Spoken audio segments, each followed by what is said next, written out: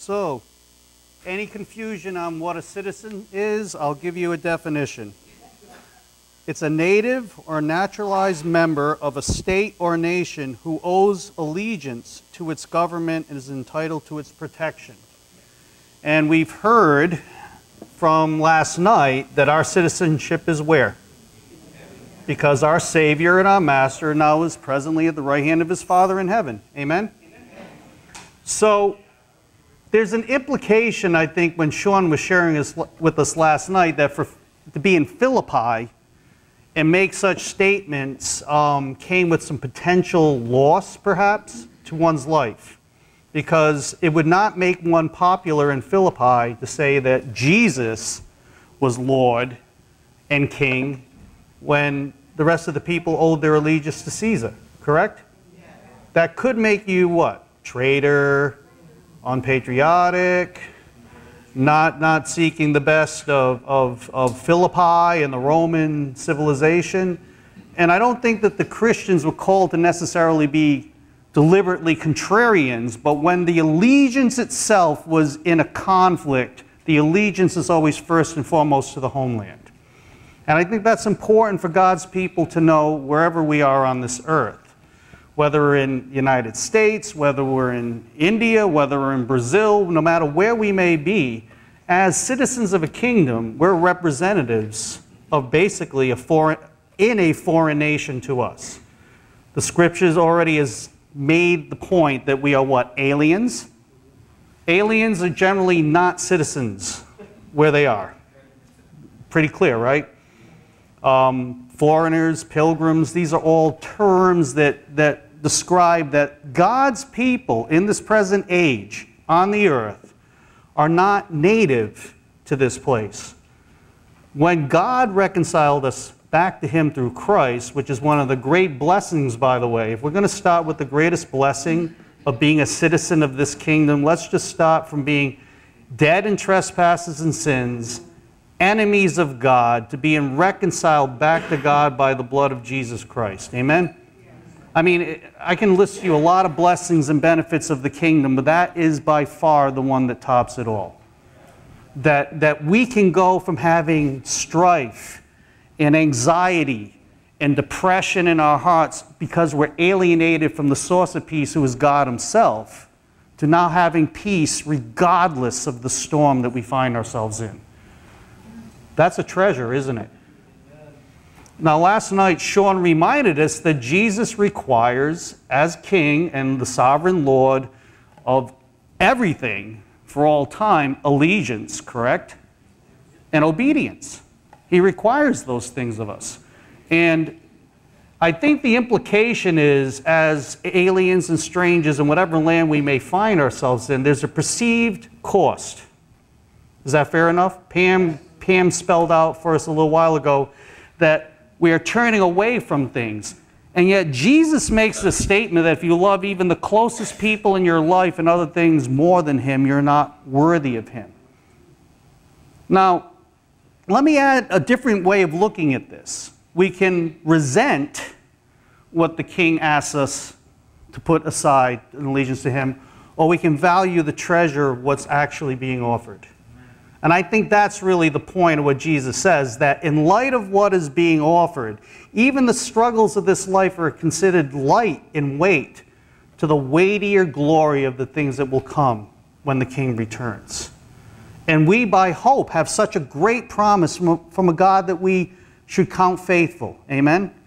The one characteristic of God that should comfort our hearts so much is that he is faithful. He doesn't lie.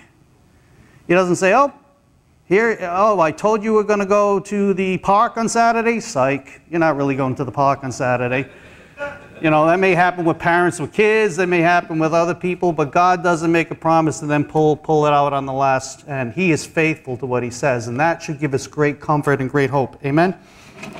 Let's go to Luke chapter 12.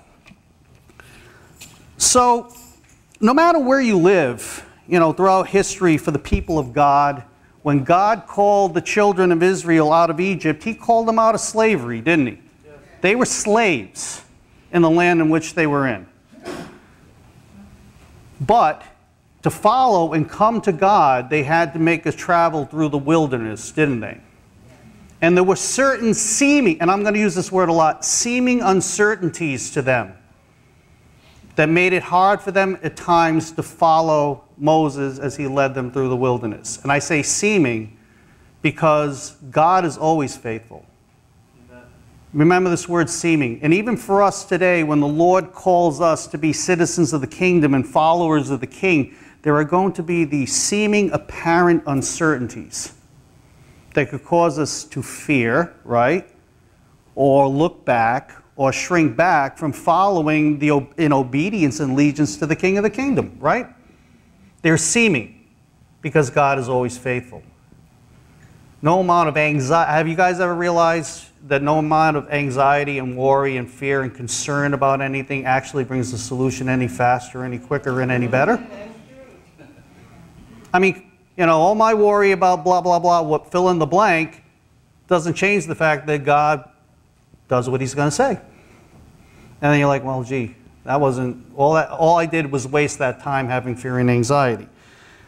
Now, in Luke chapter 12, and your homework is going to be to read in context the words of the King himself regarding what we're going to look at, but time does not allow us to go through this whole record this morning. But in Luke chapter 12, Jesus says these very famous words to us as Christians in verse 22. And he said to his disciples, "For this reason I say to you, do not worry about your life." You know, and I don't think Jesus is just making a good suggestion here for a better life, but he is actually giving to us a command to follow. And it's not a hollow command, and it's not just a whimsical command, but it's based again on the faithfulness of God in the face of seemingly costly situations. Isn't that what faith is? If we didn't need to, faith is required in seemingly costly situations. That the perception that our flesh, the enemy wants us to think about is that it's not worth what it will cost to continue to follow the King of the kingdom and the blessings that are promised to those who are its subjects. As citizens of the United States, we enjoy certain privileges of living here, right? Those of us who live here. I know we're paraphrasing the citizen word for a minute, but as those of us who live here, we enjoy a great deal of protection, prosperity, peace compared to other parts of the world. There are blessings that we have in being here. There's also responsibilities that come with being here too. And for us as citizens of the kingdom, that is even more so true to our God and his Son Jesus Christ. Amen? So, he goes on to tell us, do not worry about your life, what you're going to eat, nor for your body as to what you're going to put on. And I thought to myself, why is Jesus saying this to his disciples? Because last time I checked, my neighbors who don't believe in God aren't worrying too much about what they're going to eat and what they're going to drink. Are they? They seem to do pretty good, and they don't even care about God in his kingdom. So again, it's because to be a citizen in Philippi of heaven, there was a potential cost in following Jesus when there was a cross purposes with the purposes of Rome and Philippi. So God is reassuring us here through his Son that don't worry when you're going to seek the things of my kingdom. Don't worry about the seeming perceived cost, because God's promise, the faithful God, is I will never leave you nor forsake you. That if I can speak stars and planets and the earth into motion, I got you covered on this little thing that you're worried about. And the seeming power of God that sustained the universe and the planets in their orbits and things beyond what our most powerful telescopes can do, I think my rent and my mortgage he can handle. Right? I think my food, and again, I make the point, unless you're like currently homeless, this may not apply, but most of us live in homes, and in those times when we have not known how ends are going to get met, they get met, don't they? They get met. How much more when we're seeking first his kingdom will God be there to take care of us, even if there's a perceived cost for following. Amen? So he tells us, For life is more than food, and the body more than clothing. Consider the ravens, for they neither sow nor reap. They have no storeroom nor barn, and yet God feeds them. How much more valuable you are than the birds. Interesting that he uses birds. He doesn't say, look at the big waves and look at the mountains and look at Niagara Falls and all these things. He says birds. Birds are seemingly insignificant, aren't they? So God is saying, even in the seemingly things that you might think to me are insignificant about your life, when you're about me, when you're about my kingdom, you don't have to worry. When you're following me where it may cost you something to follow me, don't worry. I got it covered. I'm not missing it. This is this is a treasure. This is a treasure of being a kingdom citizen now as we await the return of our King, that our God is with us, right? And the obedience of his Son is got great blessings in this lifetime, because as Sean said, when we follow this pattern, when it seems crazy to do so, and there seems to be cost to do so, we prove and demonstrate the perfect will of God in an unbelieving world. That no matter, yes, I'm going to follow Jesus because now it's at cross purposes with something that's going on around me. And I might lose something for it, but my God has got me. Right? Countless records of this. Daniel in the lion's den. Being faithful to God might get you to be cat food for the lions. But did God preserve him in his faithfulness? Absolutely. And you know what? Even if for some reason, and this happens, we know historically and even in our world today, if we as people of God should have to pay the ultimate sacrifice, well then we have resurrection as a promise by the same faithful God who can sustain our lives day in and day out. The question is, will we be those people of faith? That's what shows the world and demonstrates to each other and provokes faith and encouragement to one another. When I see faith in Tom, it provokes me and it encourages me. That he is a kingdom citizen and that no matter what, he's going to be faithful to his king. Amen? And then he goes on to say, and which of you by worrying, I mean, Jesus is pretty clear, can add a single hour to his lifespan? If then you cannot do even a very little thing, why do you worry about what other matters? Consider the lilies. How they grow, they neither toil nor spin. But I tell you, not even Solomon in all his glory clothed himself like one of these. But if God so clothes the grass in the field, which is alive today and tomorrow is thrown into the furnace, how much more will he clothe you, you men of little faith? Lord, increase our faith might be a prayer we want to take away from our time together here. Increase our faith, Lord. Increase our faith. And our faith is not in our faith is in his faithfulness. And that's a big important factor to keep in mind. It's his faithfulness that when we pray, he says he will what? Hear. Here's the problem. We don't always like the answer. Sometimes it's yes, sometimes it's no, and sometimes you got to wait. That's the hard part. But those who wait upon the Lord, what? They renew their strength, don't they? So there's a waiting on the Lord that we are called to do as people of faith. We're like, hey, I want it now, I want it yesterday. I mean, we're like little kids, you know what I'm saying? Are we there yet? Anybody's ever traveled anywhere with little kids? No, it's like, aren't we there yet? Are we there yet?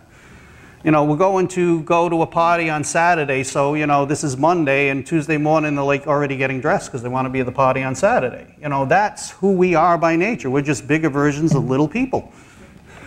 And we're children of God. But God's still going to get us to the party on Saturday, isn't he? Like he promised he was going to do it. And God's still going to be faithful to all his promises. That's the kingdom that we've been called to. Now, being God's people on this earth looks different in different places on the earth. Even in Revelation, there's different churches that God addresses with uniquely different situations. We may not face the same challenges they may do as brothers and sisters do in the Middle East. We may face different situations here. And when Pam was sharing a little while ago, I realized that really, one of the challenges we face here is with one of the greatest idols we face is what? Covetousness. Covetousness, which is really what Paul says to the Colossian church is idolatry. We have this perception in the land that we live in that we must have more, we must have more, we must have more, we must have more. Therefore, we don't often see God's good hand of provision in light of kingdom mindset. Because he always promises what? To give us what we need. And as a good father, any parent here knows, you don't give your children everything they want and a lot of it. Because sometimes that yields really bad results, doesn't it, in your children? And none of us are better fathers or fathers than God himself, right? So as we seek God's kingdom, let's keep reading. And do not seek what you will eat and what you will drink, and do not keep worrying. To all of us who have a propensity to worry, do not keep worrying. It won't bring the solution. God brings the solution in his time for his purposes, and it will be with nothing wrong in it. It will be nothing but a blessing. But we have to wait for him sometimes, and that's the part we don't like. For all these things the nations of the world eagerly seek, but your Father, who is a good Father, I'll add, knows that you need these things. God knows what you and I need. And Jesus made that point by pointing out to us clearly he can take care of birds and flowers. And you're more valuable to him than the birds and flowers. So one of the things that we rest in securely is that the King of the kingdom, the God who's made the kingdom, loves to take care of us. Just like a simple, I've seen some little children here. I think I see Sean with his son in his arm. I don't think he's worrying about much in his father's arms right now. He's resting securely there. He's not worrying about how his dad's going to feed him later on. Or his mom, I guess, at this point. He's not worrying about if he's going to have enough money to get diapers from the store, or he's not going to worry about whether or not the clothes are going to go on. Is he? And he provides, thanks guys, because he provides a really great example of what God wants to remember about him as a father to us. That we can rest securely in his faithfulness and his love. God is good, isn't he? So if we have a seemingly perceived cost, there will be a cost, but I'm saying seemingly perceived cost because what you gain is far greater than anything you can lose to follow the King of the kingdom. What you gain is far greater than what you seemingly think you will lose to follow the King of the kingdom. That's the treasure. That we've been called into fellowship with God and his Son, Jesus Christ, and we can enjoy that now and then in entirety for the rest of eternity, which it will take probably rest of eternity to praise God when we realize for how much he has done for us. Amen? That is the blessing of it. But seek first his kingdom. Seek his kingdom, and all the things that you need will be added to you. And the reason I pointed out that my unbelieving neighbors have all these things is because to follow Moses through the wilderness came with what? Perceived cost to the children of Israel. They actually thought slavery and garlic and onions was better than wilderness and manna. Because they didn't see the treasure, did they? They didn't see that the creator of the heavens and the earth had saved them from slavery with a mighty arm. And that he literally could produce manna on the ground out of nothing. And actually rain birds. Right? One time they complained. God goes, all right, you're going to eat quail till it comes out your nose. So he's even able to give you more than what you want and cause you to loathe it. So, no, I'm just saying God can do what he wants. And God is very capable of taking care of his people. This is the kingdom. We've been called to a much better kingdom than the United States. Your stock is not who's going to win the next election. Your king is Jesus. Your life should not change one iota because you have the protection and the provision and the promise of the King of the kingdom. Our God is capable of taking care of his people in Goshen. When Egypt had all the plagues, Goshen was safe from the plagues. God's people were safe in Goshen. Amen? Amen. And even if there's a cost, there's resurrection. We don't lose following the King of the kingdom. We don't lose being citizens of the kingdom of God. There's nothing to lose. something seemingly to lose, but really nothing to lose, and everything to gain. Amen? By faith, Hebrews 11, where Pam was, by faith, you have to have faith to please God, because you must believe that He's God, that He is, and that He is a rewarder of those who diligently seek Him.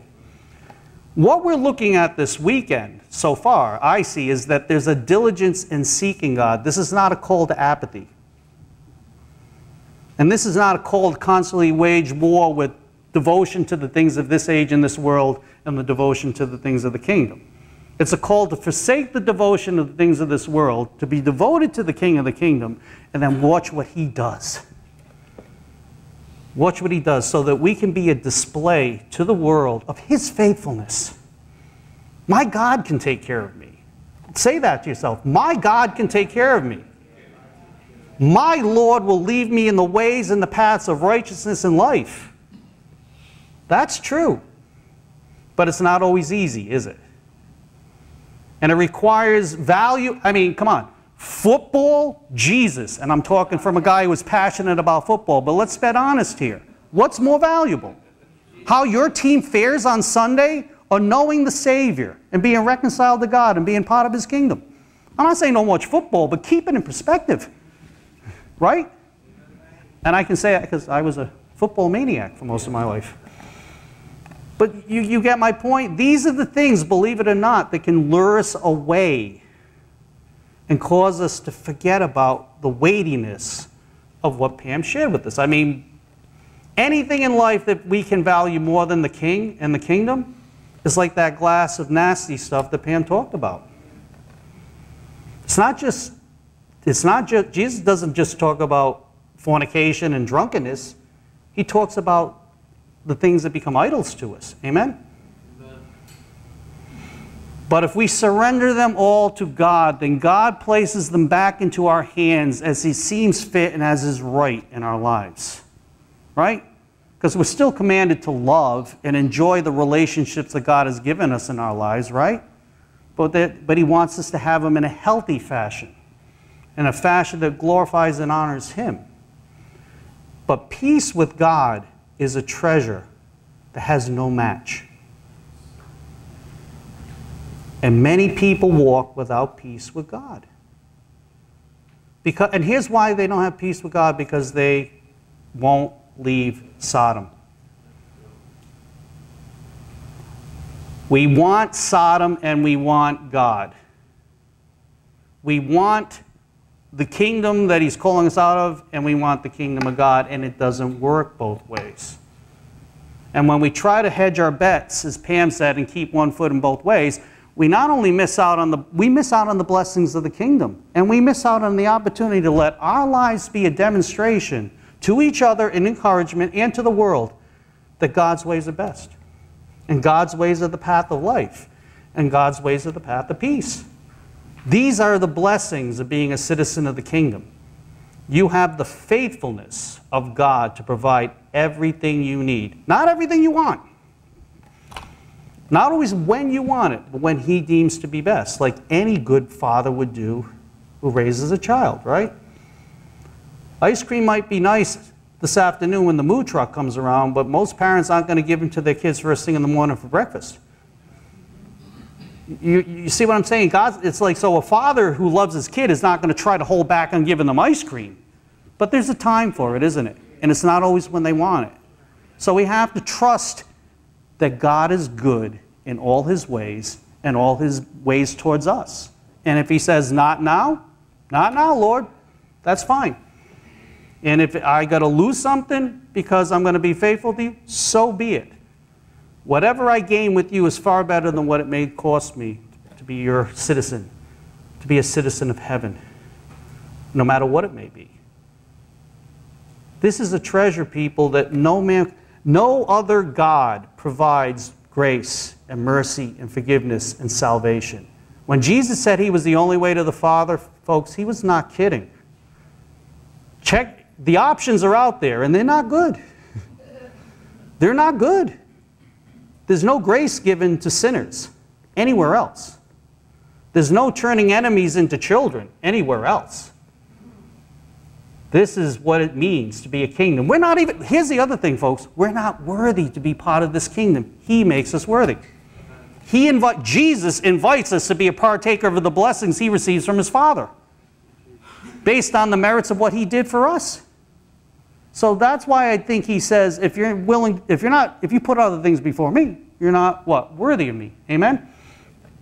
So we are citizens who owe our allegiance to the government of the kingdom of God. And we are entitled to its protection. And God will take care of us, people, now and ultimately in the end, God wins. We've said that, right? In the end, New Jerusalem comes down from heaven. In the end, God wipes away all tears from the eyes. In the end, there will be no more pain, physically, emotionally, or any way. In the end, there will be no more death, no more suffering, no more crying, no more tears. In the end, God establishes what everybody dreams of having, but we must have it from him. He's the only medium by which we can have it. And in the end, we will see the full blessings of the kingdom of God, which we now get to be partaker of in part. What a great blessing it is to be called the people of the living God, to be called by the name of the Lord Jesus Christ. It should be our honor to say that Jesus Christ is our Lord. More than any other honor that could be bestowed upon us. It should be our honor to say, my allegiance is to my King. And my King and his Father will take very good care of me in this age and ultimately in the age to come. Amen? Amen. Don't take for granted the peace that God has offered you in his Son. And his promise to take care of you in every seemingly costly situation. For whatever you gain by being a citizen of the kingdom is far greater than what it may cost you to do so in this lifetime. Amen? Amen. So Lord, we thank you for your great faithfulness to us, God. Oh Lord, help us to rest in your faithfulness this weekend, God, to know what a privilege it is to be called by the name of your Son, Jesus Christ. What a privilege it is to be part of a kingdom that is above all kingdoms, Lord. And that you are victorious, God. You have already won. And Lord, in your mercy and grace, you're allowing time to go by because you're not willing that any should perish, but you're willing that all who would turn to you would be saved, Lord. That you may shower your grace and your blessings, Lord. So let us be the people that proclaim your goodness and your glory to the nations around us, Lord. Thank you for saving me, Lord. Help us all to take what you speak to us this weekend personally, Lord, because if you can care for the birds, you can care for me. And I thank you in Jesus' name. Amen. Amen.